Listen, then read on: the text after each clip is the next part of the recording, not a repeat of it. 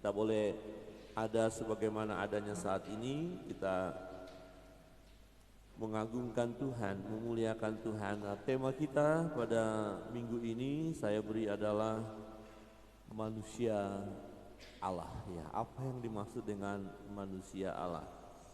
Kita akan bersama-sama merenungkan firman Tuhan. Ya, di dalam firman Tuhan 1 Timotius kita akan baca bersama-sama. 1 Timotius pasal yang ke-6 ayat 11. Ya, jika sudah menemukan 1 Timotius 6 ayat 11, kita baca bersama-sama. 1, 2, 3. Tetapi engkau, hai manusia Allah, jauhilah semuanya itu. Kejarlah keadilan, ibadah, kesetiaan, kasih, kesabaran, dan kelembutan. Tetapi engkau, hai manusia Allah. Siapakah manusia Allah? Wah, ada kerennya, ada manusia Allah ya. Ya, bukan manusia jadi-jadian, bukan. Nah, manusia Allah. Siapakah manusia Allah? Nah, manusia Allah ini dikatakan firman Tuhan supaya menjauhkan semuanya. Apa yang harus dijauhkan? Kemudian mengejar. Apa yang harus kita kejar? Ya, ini manusia Allah. Siapakah manusia Allah? Rasul Paulus menyebut Timotius sebagai manusia Allah. Ya, Timotius ini adalah anak rohani. Ya, anak rohani dari Rasul Paulus. Timotius ini sebagai pelayan Tuhan, seorang pelayan Tuhan. Jadi pelayan Tuhan dapat dikatakan manusia Allah. Ya, karena sebutan ini disampaikan kepada Timotius. Hai manusia Allah. Hai manusia Allah, ya, manusia Allah. Nah, manusia Allah itu artinya adalah manusia Allah, manusia dari Allah atau manusia milik Allah. Ya, the man of God, abdi Allah, hamba Allah. Ya. Jadi manusia Allah ini siapa? Ya, dia adalah milik Tuhan. Dia orang percaya. Jadi orang percaya adalah milik Kristus. Nah, kapan seseorang menjadi manusia Allah? Kapan seseorang menjadi milik Kristus? Nah, manusia yang sudah jatuh ke dalam dosa, dia tidak milik Kristus. Ya, kuasa dosa, iblis yang memiliki dia. Tetapi kita tahu bahwa manusia ini telah ditebus dengan harga yang mahal, lunas, yaitu melalui darah Yesus.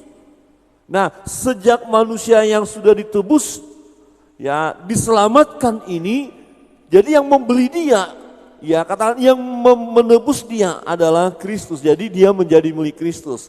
Siapa yang menjadi milik Kristus? Yaitu mereka yang percaya kepada Yesus, yang percaya kepada Kristus. Jadi saudara dan saya percaya kepada Yesus, berarti kita milik Kristus. Hidup kita bukan kita lagi. Rasul Paulus setelah percaya kepada Yesus berkata, hidupku bukan aku lagi, melainkan Kristus yang hidup di dalam aku. Karena Kristus hidup di dalam kita, kita milik Kristus, jadi kita adalah manusia Allah. Wow, keren ya. Siapa manusia Allah? Saudara dan saya, amin. Coba lihat kiri kanan dan katakan, kau manusia Allah. Yang benar. Wow, baru tahu ya, saya ini manusia Allah. Artinya milik Kristus, abdi Allah, the man of God, bukan orang sembarangan. Jadi manusia Allah ini bukan orang sembarangan. Jadi hidupnya jangan sembarangan. Oke, coba katakan sebelah kita, kamu manusia Allah. Oke, kemudian kamu bukan orang sembarangan. Nah, satu kali lagi, jadi jangan hidup sembarangan. Nggak ada yang berani. Ya, jangan hidup sembarangan. Apa sih hidup sembarangan? Nggak ada aturan. Ya, hidup tak berguna. Ya, jadi kita ini manusia Allah. Hai manusia Allah. Bagaimana kehidupan manusia Allah? Bagaimana kehidupan yang semestinya terjadi dalam kehidupan orang percaya. The man of God, abdi Allah, hamba Allah, manusia Allah, bagaimana hidupnya? Apakah ketika orang lain melihat hidup kita, kemudian mereka telah melihat, oh benar, dia adalah abdi Allah. Oh benar, dia adalah milik Kristus. Oh benar, dia adalah manusia Allah. Pernah enggak lihat ada orang yang melakukan perbuatan yang tidak baik, kemudian orang bilang, dasar itu, setan itu katanya. Anak setan itu katanya. Pernah ya dengar ya? Karena tidak mencerminkan kehidupan yang baik. Ya, tetapi kita ini adalah manusia Allah. Artinya kita ini milik Kristus. Artinya kita hamba Allah, hamba Tuhan. Artinya kita adalah abdi Allah. Kita orang percaya. Bagaimana hidup kita? Nasihat Rasul Paulus pada sore hari ini, ya, sebagaimana kebenaran firman Tuhan kita lihat, Paulus menasihati Timotius. Nasihat Rasul Paulus kepada Timotius sebagai manusia Allah juga merupakan nasihat kepada kita sebagai orang percaya. Bagaimana kita menjalani kehidupan ini? Ada dua nasihat yang perlu kita lakukan. Ini oleh-oleh kita minggu ini. Ada dua nasihat. Ya, sebagai manusia Allah, sebagai abdi Allah, sebagai hamba Tuhan, milik Kristus. Yang pertama, ada kebiasaan-kebiasaan yang harus kita jauhi. Kebiasaan itu, kebiasaan yang harus kita jauhi berarti ini kebiasaan buruk, yang tidak baik, yang tidak berkenan kepada Allah harus kita tanggalkan. Karena firman Tuhan tadi katakan apa? Tetapi engkau hai manusia Allah, jauhilah semuanya itu. Nanti kita akan lihat. Di pasal 6 ini apa sih yang mau dijauhi? Semua itu ayat di atas. Semua itu dikatakan. Ya, setelah dibeberkan bagaimana kehidupan yang harus dilakukan oleh manusia Allah. Jadi ada yang harus kita jauhkan. Jauhilah semuanya itu. Kemudian dikatakan kejarlah, ada yang harus kita kejar, yang harus kita lakukan, harus perjuangkan.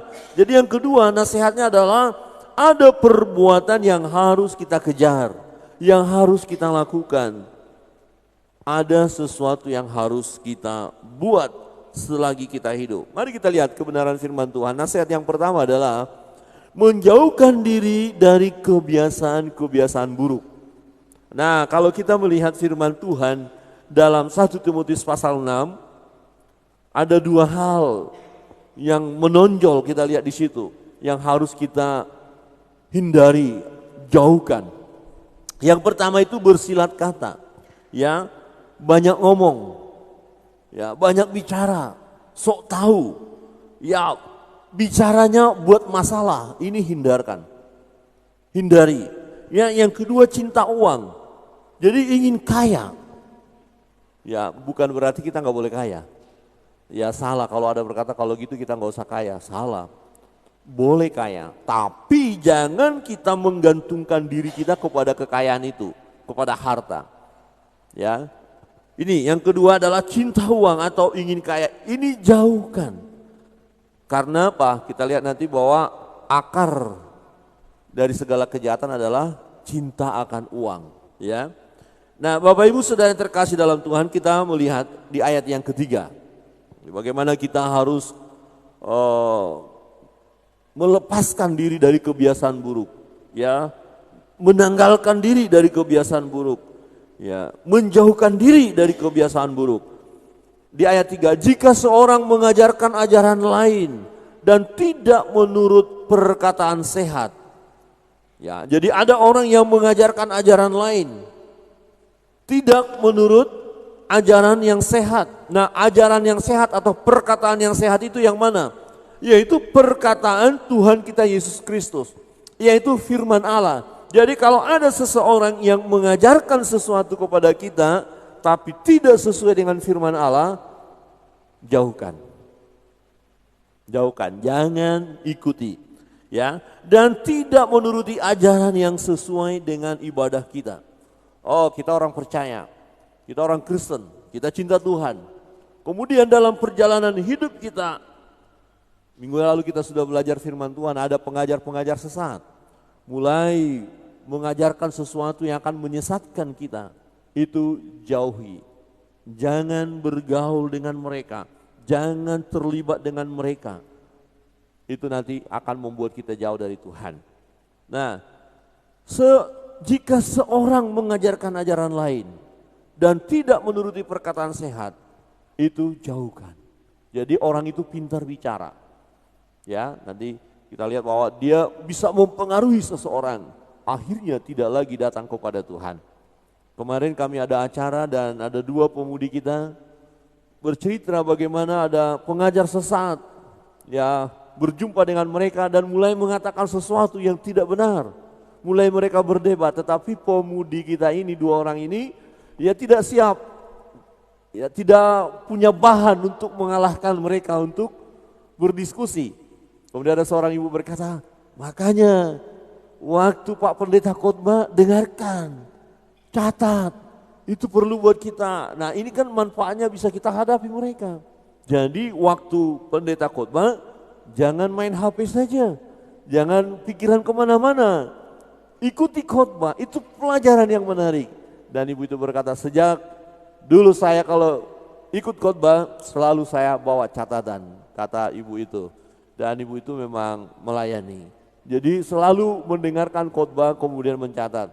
Nah kemudian seorang pemudi berkata, iya Pak Pendeta, saya hampir bisa mengalahkan, hampir bisa menghadapinya. Oh hampir bisa, berarti nggak bisa kan? Nah kemudian ingatkan, makanya belajar. Nah jadi orang Kristen rupanya kita harus belajar terus. Amin. Coba lihat kiri kanan, katakan, jadi orang Kristen harus belajar terus. Belajar apa? Belajar firman. Karena diajarkan begini, Yesus itu bukan Tuhan. Dia hanya dipakai oleh Tuhan. Wow, ngeri itu loh. Dan ada jalan keselamatan dari yang lain, bukan hanya Yesus. Coba bisa pusing kita. Ya, banyak jalan menuju Roma. Kalau ada yang mengatakan kepada saudara, oh dari mana-mana kita bisa masuk surga kok, nggak harus melalui Yesus.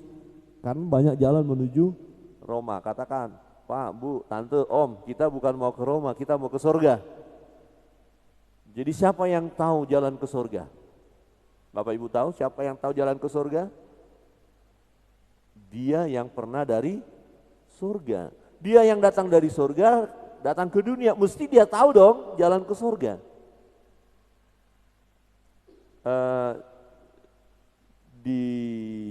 Oke, saya mau bertanya, adakah di antara kita yang tahu jalan ke surga? Atau yang sudah pernah ke surga, angkat tangan. Ada yang sudah pernah ke surga? Saya sudah pernah ke surga. Namanya dusun surga.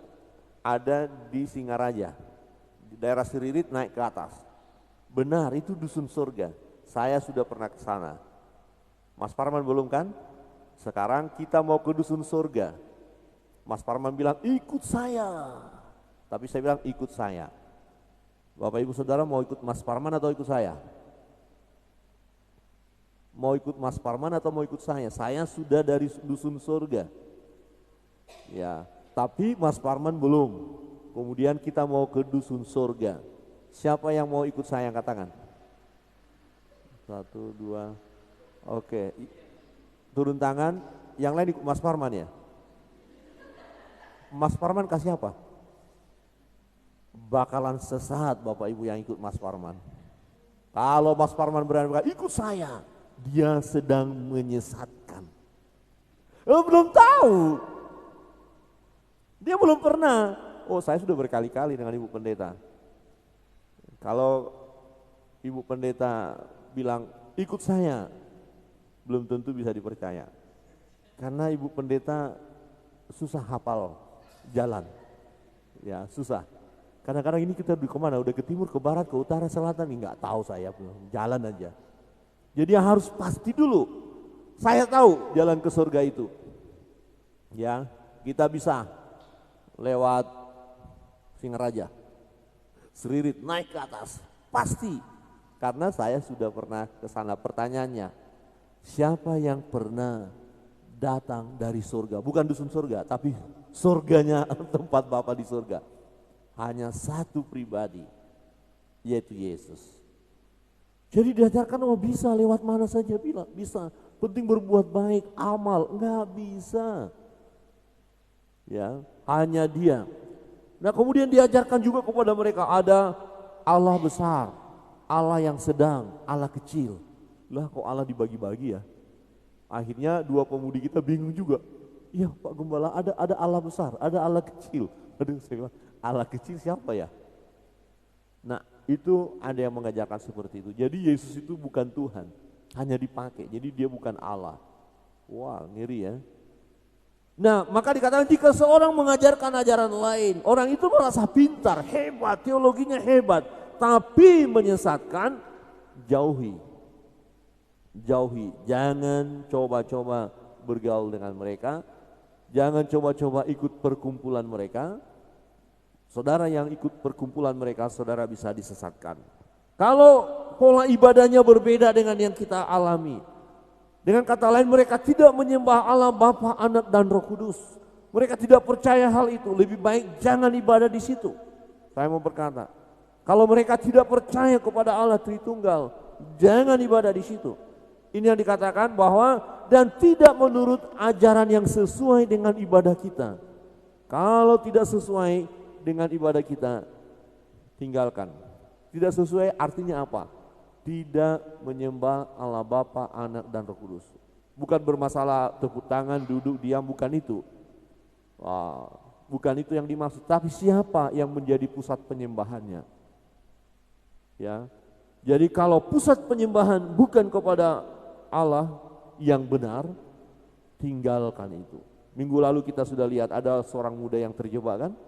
Ternyata yang mereka puja adalah Lucifer. Wow, ngeri.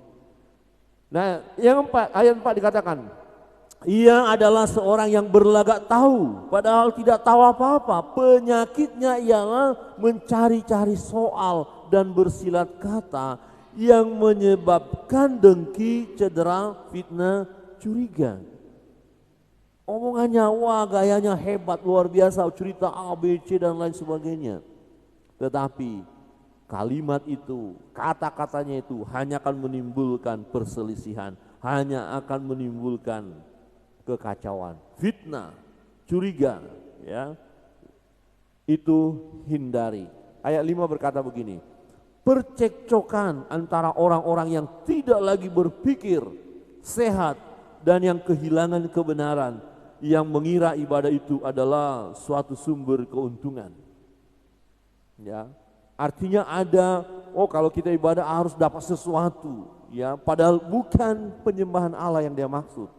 Itu jauhi. Ya, hindari.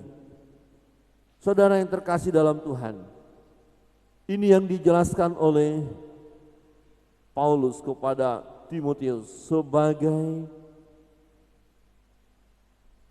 hamba Allah, sebagai manusia Allah. Hai manusia Allah, jauhkan diri dari kebiasaan-kebiasaan itu, dari banyak bicara, ya, dari kata-kata yang tidak membangun. Jauhkan diri dari hal itu. Di ayat 20 berkata begini, ya. Hai Timotius, hai manusia Allah, peliharalah apa yang telah dipercayakan kepadamu, hindarilah omongan yang kosong dan yang tidak suci, hindari omongan yang tidak benar, hindari omongan yang sia-sia, hindari gosip. Nah, kira-kira begitu. Jadi gosip itu bicara yang tidak yang hanya bikin masalah. Ya, jemaat Sinem, Bapak Ibu Saudara, tidak ada yang suka gosip kan? Betul ya? Amin ya. Atau enggak gosip Pak Pendeta, cuman ngomongin orang aja. Iya sama aja. Coba lihat kiri kanan juga, pastikan tidak ngomongin orang. Tetapi fakta menunjukkan paling asik orang kalau udah gosipin orang, waduh, minta ampun deh. Ya, semuanya dibongkar. Nah, omong kosong, omongan yang kosong, omongan yang tidak berguna. Kadang-kadang begini, saya masih ingat dulu di kampung, kita ya masuk di kedai begitu, tempat ngopi atau minum tuak begitu ya. Omongannya macam-macam. Bicara tentang Amerika, bicara tentang Belanda, bicara tentang bola, bicara tentang Waduh, artis-artis bicara tentang politik, sementara bicara tentang sawah nggak ada. Ya sawahnya, kebunnya dibiarin begitu. Tidak ada pemikiran apa yang mau kita buat, jenis tanaman apa yang cocok di sini. Tidak, padahal ini kita semua petani. Jadi omongan yang tak berguna itu seperti itu. Ngomong ke mana-mana, ngelantur gitu loh, hebat-hebat. Tapi nggak berbobot, nggak ada manfaatnya. Lebih baik karena kita di kampung, bicara bagaimana cara irigasi yang benar. Bagaimana menanam padi yang benar. Bagaimana membasmi hama yang benar. Kalau itu yang dibicarakan, itu adalah bicara yang benar. Itu bicara yang baik. Itu bukan omong kosong. Tapi kalau sudah bicara hebat politik, bahkan siapa akan jadi presiden Amerika sudah dibahas. Untuk apa? Ya, siapa yang akan jadi ini dan itu untuk apa? Bukankah lebih bermanfaat membahas apa yang bisa kita lakukan di tempat kita? Nah, jadi hindari itu. Jangan omong kosong, jangan bicara yang tidak suci. Ya, gunakan kalimat-kalimat positif, kata-kata yang membangun, kata-kata kotor singkirkan dari kehidupan kita. Manusia Allah, jangan berkata kotor. Nah, kira-kira begitu. Ya, kita semua manusia Allah kan? Amin. Coba lihat sesama manusia Allah dan katakan jangan berkata kotor. Wih, banyak loh. Kalau kita tidak menyadari diri kita sebagai manusia Allah, kata-katanya ya ampun. Ya, bisa membuat orang mati berdiri. Itu sadis itu namanya. Kata-katanya itu loh. Ya, tapi manusia Allah perkataannya adalah perkataan yang suci, yang berkenan kepada Tuhan. Bukan kalimat-kalimat najis, bukan kalimat-kalimat menghakimi, bukan kalimat-kalimat menghancurkan orang lain, bukan. Manusia Allah perkataannya baik, perkataannya mulia, perkataannya membangun.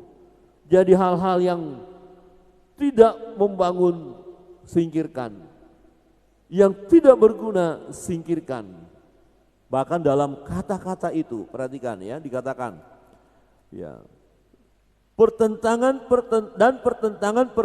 yang berasal dari apa yang disebut pengetahuan, karena ada beberapa orang yang mengajarkannya dan dengan demikian telah menyimpang dari iman.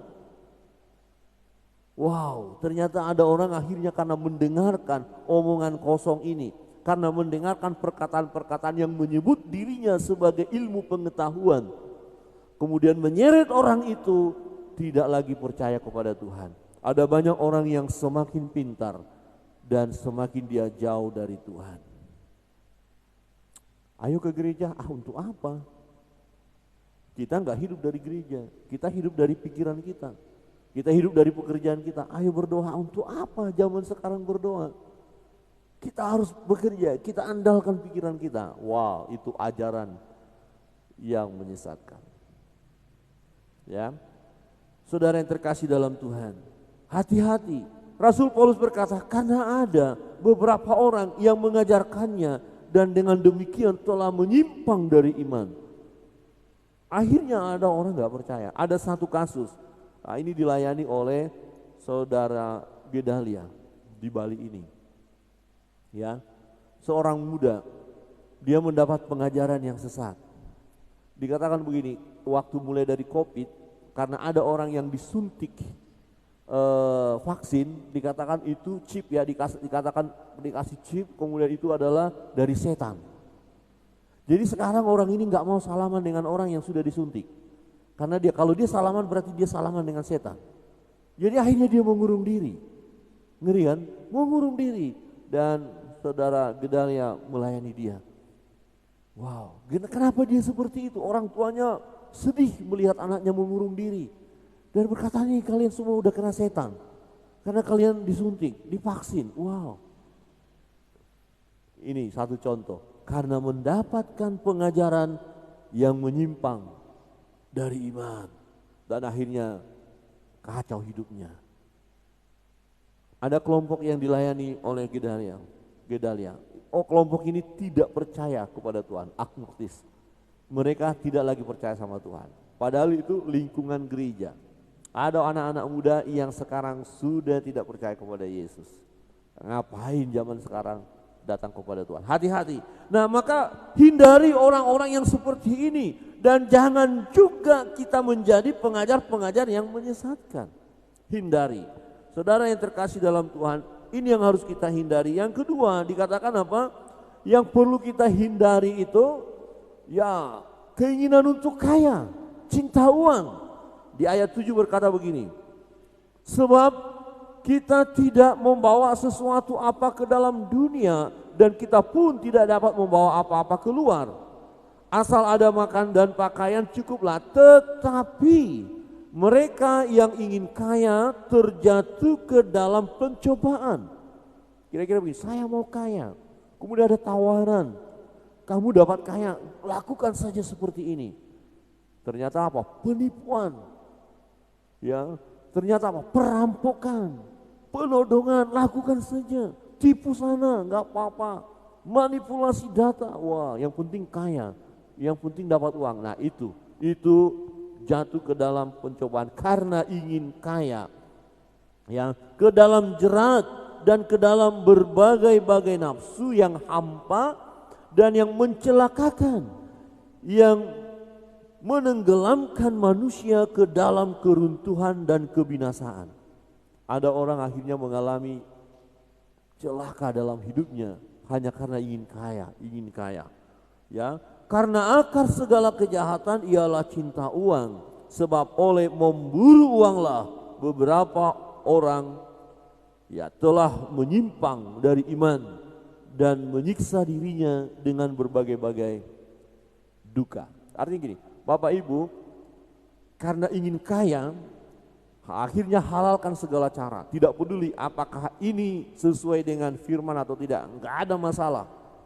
Maka terjadilah ya orang-orang yang melakukan perbuatan yang jahat. Bahkan orang berani jual manusia. Ya, perdagangan manusia, tahu kan lagi tren beberapa tahun yang lalu, bahkan sampai sekarang. Pergi ke daerah-daerah kita di kampung, ya ada beberapa contoh yang saya lihat, kemudian dia datang kasih sirip pinang saja sudah, anak gadis orang diambil, katanya bawa ke luar negeri untuk bekerja, ternyata apa? Dihancurkan hidupnya, disia-siakan, menderita. Itu namanya perdagangan manusia. Alasan dibuat begini begitu. Wah, jahat sekali ya. Padahal tahu loh ini sindikat. Mereka tahu. Mereka terorganisir dengan baik. Wah, jahat banget. Tujuannya apa? Duit. Wah, luar biasa. Ada yang ya melakukan pembunuhan kemudian ambil organ-organ tubuh orang itu untuk dijual supaya dapat duit. Wow, ini yang dikatakan menyesatkan, hanya ingin kaya. Ada orang yang terus ingin kerja, memang pekerjaannya baik benar.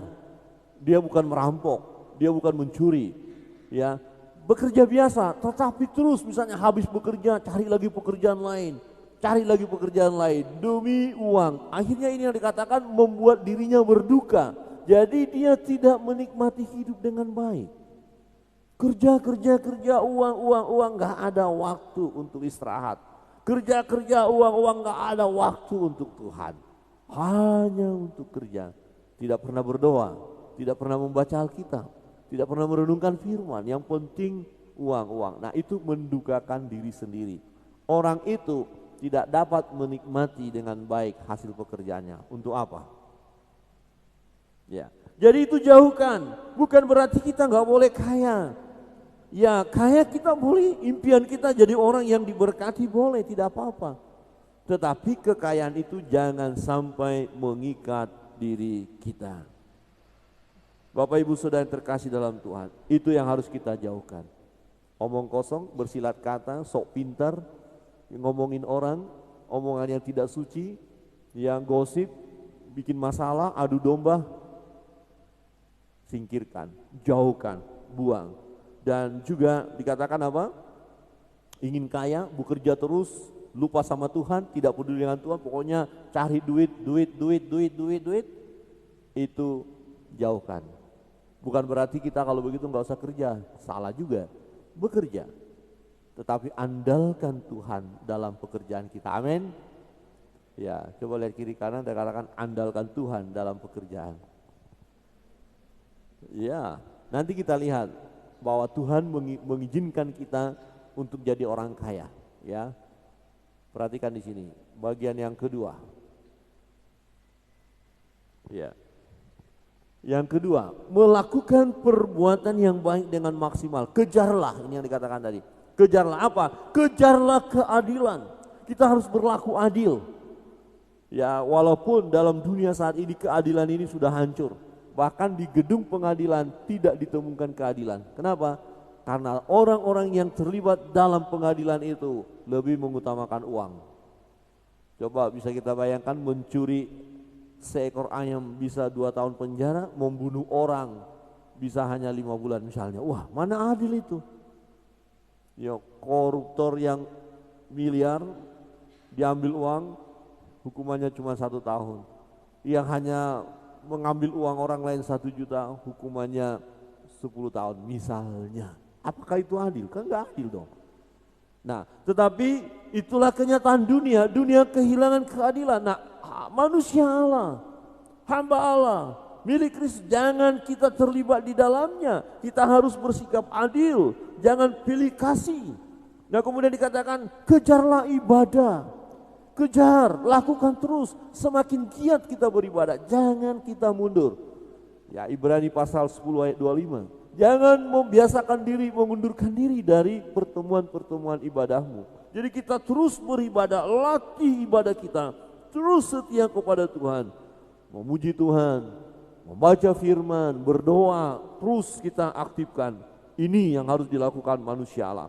Kesetiaan, tetap setia mengiring Tuhan, setia bahkan sampai mati, tetap memiliki kasih kepada Allah dan kasih kepada sesama. Amin. Apakah kita sudah mengejar itu?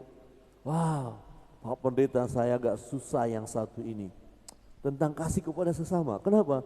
Dia nyakiti hati saya, dia melukai hati saya, dia lakukan yang tidak baik kepada saya. Bagaimana saya mengasihi dia? Dia jahat. Layakkah kita tidak mengasihi dia? Secara manusia kita akan berkata layak, dia yang jahat bukan saya. Tetapi firman Tuhan katakan, kasihi sesama manusia. Ya, berkati musuhmu. Kalau kita mengasihi orang yang mengasihi kita, apa bedanya dengan orang yang enggak percaya? Orang yang tidak percaya kepada Tuhan pun melakukannya. Tetapi kita harus mengasihi sesama sekalipun dia sudah melukai hati kita. Amin. Coba lihat kiri kanan dan katakan, kasihi orang yang melukai engkau. Aduh, ngeri ya. Aduh, ini berat Pak Pendeta. Aduh, dengar namanya saja, kalau ada di depan saya tak putar-putar kepalanya. Enggak boleh, enggak boleh.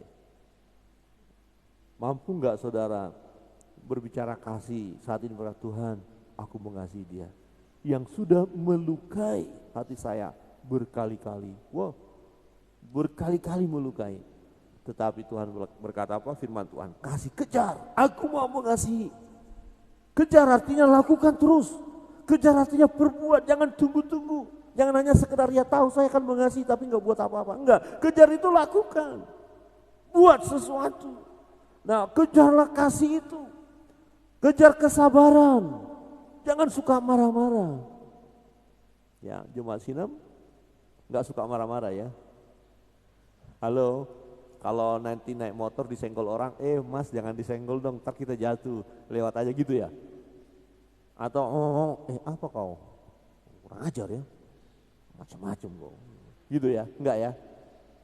Masa kita baru dari gereja, disenggol sedikit langsung kejar, sikat, awas kan nanti di sana. Enggak, manusia Allah tidak begitu. Ya, manusia Allah tidak begitu. Pernah kita naik motor ya, tiba-tiba diserempet, mulut kita bilang apa? Kita bilang, jangan begitu, nanti kamu celaka gitu ya. Enggak, kau kurang ajar, kamu kejar lagi. Udah ketemu apa? Kamu pak gitu ya, marah. Itu manusia, tapi itu manusia bukan manusia Allah. Manusia Allah itu sabar, ya. Dipotong jalurnya tetap dia sabar, nggak biarin aja lewat aja dia. Ya, di pekerjaan diolok-olok tetap sabar. diisukan melakukan pekerjaan yang tidak benar, tetap sabar. Tujuan orang kan biasa dalam pekerjaan dibuat isu supaya orang itu dijatuhkan, tapi tetap sabar. Amin. Coba lihat kiri kanan dan katakan, yang sabar ya. Ya. Istri marah-marah, suami sabar. Suami marah-marah, istri sabar. Anak marah-marah, bapak ibu sabar. Ini berat, tapi manusia Allah kejar itu. Saya mau sabar. Saya nggak mau terlalu meresponi dengan agresif. Mulai marah dia, marah saya marah, emangnya kenapa? Lu mau apa? Mau berani sama saya ya? Oh, wah bahaya itu. Ya dulu saya waktu belum bertobat prinsipnya begitu. Dia kan masih makan nasi, saya juga makan nasi, udah nggak takut. Paling juga sama-sama mati, selesai. Itu ajaran sesat, jangan ikuti. Ya, misalnya begini, orang ajak berantem, walaupun dibilang oh kamu ini ya lemah, nggak punya apa, nggak apa-apa daripada saya dipukul. Ya baik, nggak apa, lewat aja. Tidak perlu kita menunjukkan wah saya hebat. Ya seperti itu. Jadi ada hikmat yang kita alami. Kesabaran dan kelembutan. Nah, manusia Allah itu kelihatan dia sabar. Maka dia jadi berkat dimanapun dia berada. Manusia Allah itu penuh dengan kelemah lembutan. Sehingga dia jadi berkat, disukai dimanapun dia berada. Nah itu digambarkan dalam pertandingan iman. Hai manusia Allah, kejarlah, bertandinglah. Ya, dikatakan di ayat berikut. Bertandinglah dalam pertandingan iman yang benar dan rebutlah hidup yang kekal. Masa kini adalah masa pertandingan iman bagi anak-anak Allah, bagi manusia Allah, bagi abdi Allah, bagi hamba Allah. Ini adalah masa pertandingan. Berjuang, pertahankan imanmu dan rebutlah hidup yang kekal. Artinya begini, kita berjalan dalam perjalanan hidup kita, tapi pandangan kita jauh kepada kekekalan. Kalau kita mau bertindak sesuatu, berkata sesuatu, berpikirkan sesuatu, pikirkan jauh ke depan. Apakah ini untuk kemuliaan Tuhan atau tidak? Apakah ini mendapatkan hidup yang kekal atau tidak? Jadi bertandinglah dalam pertandingan iman yang benar dan rebutlah hidup yang kekal. Rahasia kenapa Rasul Paulus setia melayani sampai dia mati. Waktu dia di penjara, pernah dipukul, dilempar dengan batu, dianiaya, dihina, dimaki. Satu rahasia dia berkata begini, ya penderitaan masa kini tidak ada apa-apanya dibandingkan dengan kemuliaan yang akan datang. Oh keren kan? Jadi dia lihat jauh ke depan, yang akan saya dapatkan akan kebahagiaan yang abadi. Jadi kalau hari ini menderita, penderitaan ini tidak apa-apa, gak ada apa-apanya. Dia menderita karena iman ya, karena mempertahankan iman. Jadi perlakuan orang lain yang menangkap dia, yang memenjarakan dia, yang memukul dia, pernah dia hampir mati. Dia melihat itu sesuatu yang tidak ada apa-apanya dibandingkan dengan kemuliaan yang akan datang. Ini yang dimaksud. Jadi untuk itulah engkau telah dipanggil dan telah engkau ikrarkan ikrar yang benar di depan banyak saksi. Jadi rebutlah hidup yang kekal. Lakukan sesuatu yang bernilai abadi. Ada banyak orang sekarang lakukan sesuatu yang penting sesaat nikmat, setelah itu menderita. Itu berbahaya. Pikirkan sesuatu walaupun yang hari ini menderita, tapi nanti mendapatkan kebahagiaan. Itu yang benar. Bukan hari ini nikmat kemudian menderita selamanya. Itu sangat mengerikan. Jangan kita lakukan itu. Tetapi yang kita lakukan adalah rebutlah hidup yang kekal. Di ayat 13, di hadapan Allah yang memberikan hidup kepada segala sesuatu dan di hadapan Kristus Yesus yang telah mengikrarkan ikrar yang benar itu. Ya benar itu juga di muka Pontius Pilatus kuserukan kepadamu. Di ayat 14 dikatakan, turutilah perintah ini dengan tidak bercacat dan tidak bercela hingga pada saat Tuhan kita Yesus Kristus menyatakan dirinya, yaitu saat yang akan ditentukan oleh penguasa yang satu-satunya dan yang penuh bahagia, Raja di atas segala raja dan Tuhan di atas segala Tuhan. Hai manusia Allah, rebutlah, kerjakanlah, melayanilah, pikirkan bernilai abadi sebab akan tiba waktunya Yesus datang yang kedua kali. Dia adalah hakim, dia adalah raja di atas segala raja dan kita akan pertanggungjawabkan apa yang kita lakukan. Jadi akan tiba waktunya, Yesus akan datang. Dia sang penguasa itu dan kita harus mempertanggungjawabkan. Jadi ini adalah waktu bagi kita melakukan sesuatu yang berkenan di hadapannya. Masa ini adalah masa untuk merebut, mengerjakan. Jadi jangan berleha-leha, jangan berdiam diri, jangan hanya menyebut saya orang Kristen, tapi tidak buat apa-apa. Sebab Yesus memilih kita. Firman Tuhan katakan, bukan kamu yang memilih aku, tetapi aku yang memilih kamu dan menetapkan kamu supaya kamu pergi dan menghasilkan buah. Artinya hidup yang berguna. Jadi manusia Allah ini hidupnya berguna. Saudara manusia Allah, amin. Hidup kita adalah hidup yang berguna. Coba lihat kiri kanan dan katakan, hidupmu harus berguna. Ya, jangan hidup sia-sia. Seperti pohon, kalau tidak berbuah, tebang. Pohon tidak berbuah, tebang. Waktu Rasul Paulus dalam kondisi sakit berat, ya, dia akan mati. Dan dia bilang, siap kalau saya mati, karena saya akan bertemu dengan Tuhan. Nyaman, masuk surga. Tapi kalau hidup menghasilkan buah. Jadi mati keuntungan, hidup menghasilkan. Jadi kalaupun mati gak ada masalah, tapi kalau hidup harus menghasilkan buah, harus berguna. Jangan hidup sia-sia. Ya, hidup ini jangan kita sia-siakan. Amin. Coba lihat kiri kanan dan katakan, jangan sia-siakan hidupmu. Ya, jangan sia-siakan. Kita harus memiliki hidup yang berguna. Nah, mengenai harta, mengelola harta, bukan tidak boleh. Perhatikan ini. Ya, dikatakan, peringatkanlah kepada orang-orang kaya di dunia ini agar mereka jangan tinggi hati dan jangan berharap pada sesuatu yang tak tentu seperti kekayaan. Jadi bukan gak boleh kaya. Yang tidak boleh ketika kita kaya, kita gantungkan diri kita kepada kekayaan. Itu tidak boleh. Ya, ini dikatakan, peringatkan mereka. Ya, melainkan pada Allah yang dalam kekayaannya memberikan kepada kita segala sesuatu untuk dinikmati. Jadi kita boleh kaya, tetapi karena kekayaan itu bersumber dari Tuhan, karena kita tetap utamakan Tuhan. Jadi kalau saudara bekerja giat, kemudian untuk nanti diberkati Tuhan, gak ada masalah. Rajin bekerja supaya posisi naik, tidak ada masalah. Tetapi bukan untuk berkat itu kita, tapi kita lakukan untuk kemuliaan Tuhan, kemudian Tuhan memberkati kita.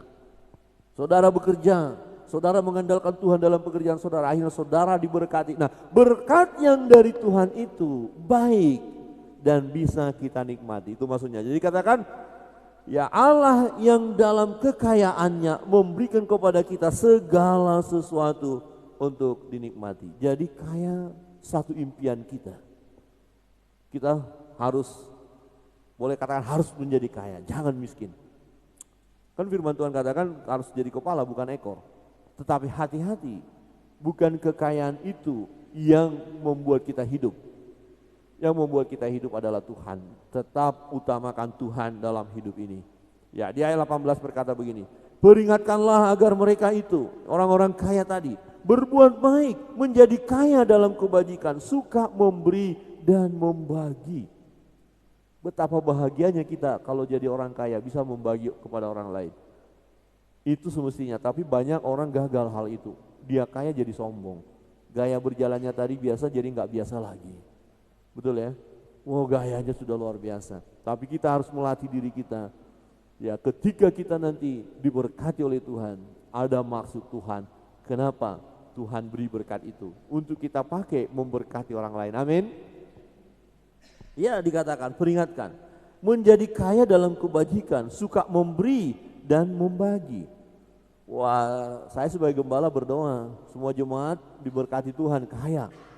Dan kemudian tidak segan-segan membagikan uangnya. Untuk apa? Untuk pekerjaan Tuhan.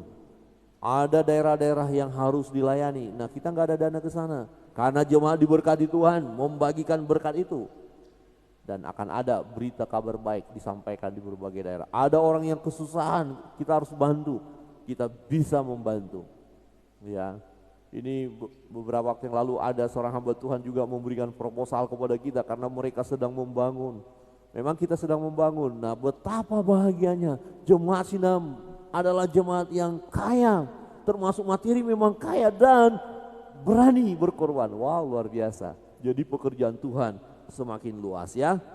Dan dikatakan membagi, dan dengan demikian mengumpulkan suatu harta sebagai dasar yang baik bagi dirinya di waktu yang akan datang untuk mencapai hidup yang sebenarnya. Jadi kekayaan gak ada masalah bagi kita sejauh kita bisa mengelolanya untuk kemuliaan Tuhan. Tuhan kasih itu untuk kita nikmati dengan baik dan benar. Saudara yang terkasih dalam Tuhan, jangan juga kita takut kaya. Ya, coba lihat kiri kanan dan katakan jangan takut kaya. Ya. Nah, yang satu ini harus dikatakan kiri kanan dengan mantap. Ya. Ya, siap berbagi. Katakan kiri kanan, siap berbagi. Keren ya.